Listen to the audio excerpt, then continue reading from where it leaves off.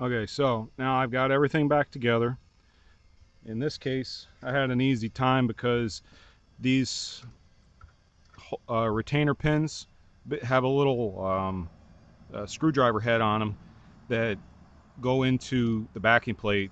So you stick it in, you turn it a quarter turn, and then let it go, and that holds in place.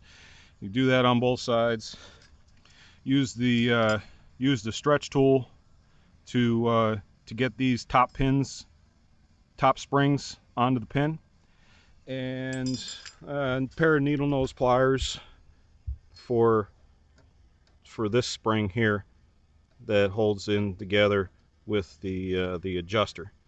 And yeah, I'm still having focus issues. I don't know what's up with this. There you go.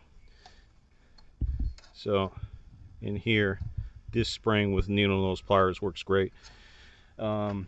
Again, make sure you're going to notice on here I've got a lot of contamination with the went a little crazy with the anti-seize, so got to spray that down with brake clean so that it's nice and clean, and so that the park and brake works properly on this car.